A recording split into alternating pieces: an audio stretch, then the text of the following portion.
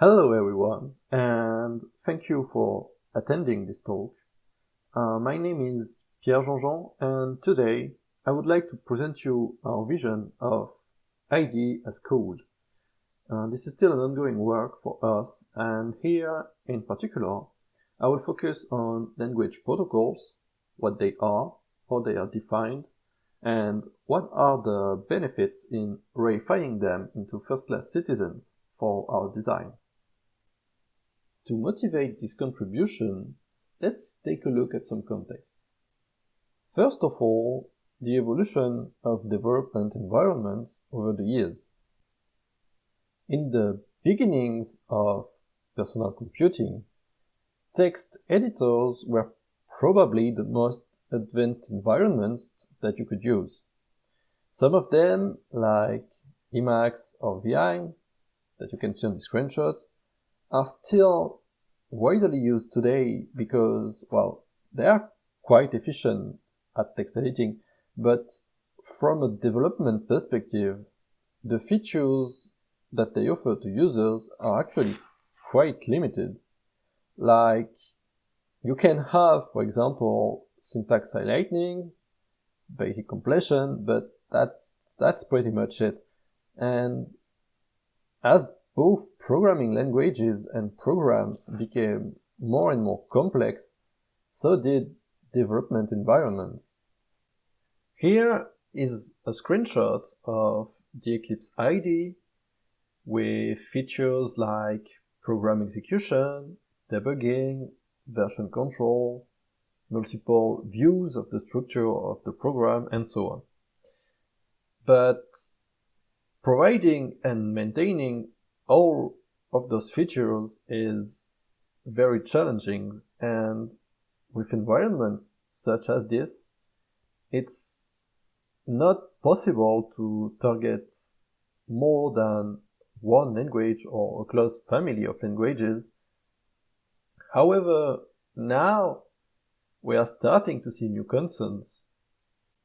Today's developers often need to use multiple languages, sometimes even in the same project, so there is a need for environments that can support all of these languages, such as VS Code that you can see on the screenshot, and even polyglot environments. There are also concerns about being able to work from anywhere, so cloud-based environments are trending right now. And the UI, that might have been a bit cluttered by too many features before, is now trying to be less distracting and actually fit the user's workflow and needs. And finally, we see a lot of interest around environments that differ from traditional IDEs and that support new use cases. An example is Jupyter Lab, with a more literate approach where development is more interactive, and what is considered a program now also includes documentation and execution results, which anyone can access and manipulate quite easily.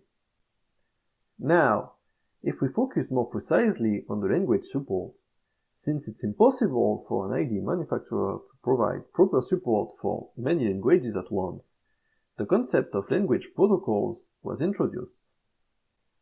VS Code was the first environment to successfully implement those. And with that, Microsoft actually set a standard with two of them. The language server protocol, that is used for textual editing, and the Debug Adapter Protocol for debugging.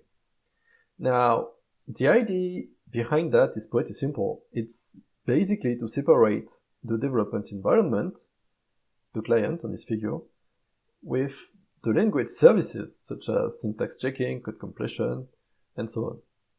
And in doing so, the language services can be developed and maintained by third parties who are usually language designers, and they can be made available as standalone servers.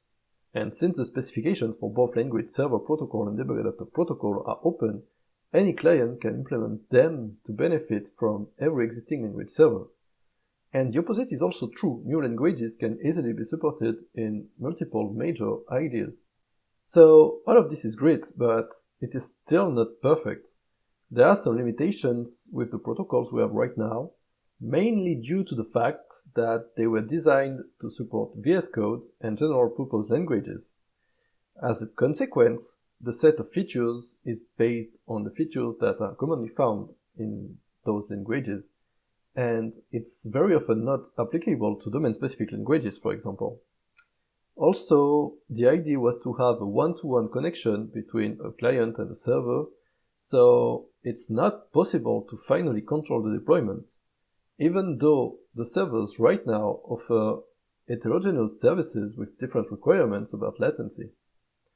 And collaborative editing was not a concern at the time. From that comes our contribution, our vision of IDE as code.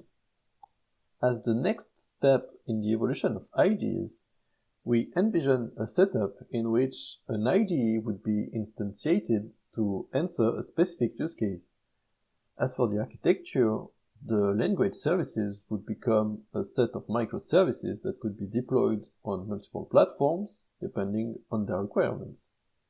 The configuration of the environment and the deployment of the services should be fully adjustable by the user, who might, in some cases, prefer to have everything locally or use an infrastructure only for the most expensive features, but it should also be supported by the knowledge of the language designers who know what are the costs of running a given service and can also provide a default configuration of the environment. And in order to not limit the support of language features, the specifications of the protocols themselves could be provided by the language designers at the same time as the services. And then they could be either interpreted by the IDE or used to automatically generate service packages specific to the IDE. Which is why we want to really stress the importance of reifying the specifications of language protocols, because right now we see new protocols defined for new use cases like building or testing, for example, and others that are defined as extensions of existing protocols because they weren't fully fitting some use case. But really, what is actually important is not the protocol itself, but the interactions between the services, the UI, and the workspace. If we have these interactions as a sequence of operations, which, by the way, is an information that is often missing in the open specification of language protocols, there's usually no mention of the actual expected sequence diagram. If we have all of those, then we can actually derive the protocol. And the protocol should take those into account and not the opposite like it's right now.